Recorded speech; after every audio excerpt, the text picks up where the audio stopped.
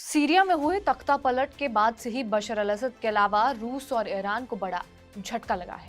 कुछ दिनों पहले इजराइल के प्रधानमंत्री नेतन्याहू ने इसकी जिम्मेदारी ली थी, लेकिन मिडल ईस्ट में अचानक हुए इस परिवर्तन के पीछे एक मुस्लिम मुल्क का भी हाथ बताया जा रहा था। अमेरिका के नवनिर्वाचित राष्ट्रपति डोनाल्ड ट्रंप ने सीरिया में तख्ता पलट को लेकर अर्दोआन को जिम्मेदार ठहराया है। ट्रंप ने कहा है कि अर्दोआन बहुत चतुर व्यक्ति हैं और उनके पास बड़ी सैन्य शक्ति है। कुछ दिनों पहले ईरान के सुप्रीम लीडर खामनेई ने भी कुछ ऐसा ही बयान दिया था।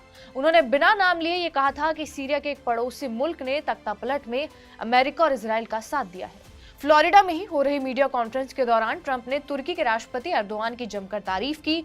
8 दिसंबर को सीरिया में बशर अल असद की सरकार के तख्ता पलट का जिक्र करते हुए ट्रंप ने ये कहा, मुझे लगता है कि तुर्की बहुत होशियार है। तुर्की ने बिना किसी की जान गंवाए अनफ्रेंडली तरीके से सत्ता पर कब्जा कर लिया।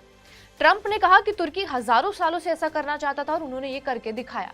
जिन लोगों ने दमिश्क पर कब्जा किया है वो तुर्की के कंट्रोल में है।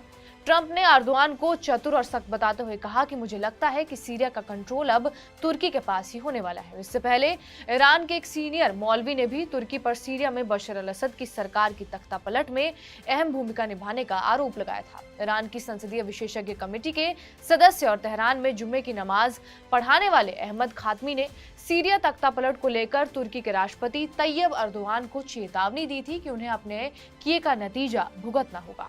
खातमी ने उस समय ये कहा था, एर्दोआन को मुसलमानों को धोखा देने की कीमत चुकानी होगी। एक दिन मुसलमान उनसे बदला जरूर लेंगे।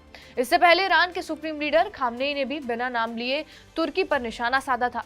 खामनेई ने सीरिया तख्ता पलट को लेकर कहा कि सीरिया के एक पड़ोसी देश की सरकार ने इस मामले में मुख्य भूमिका निभाई है और वो ऐसा करना जारी रख रहा है।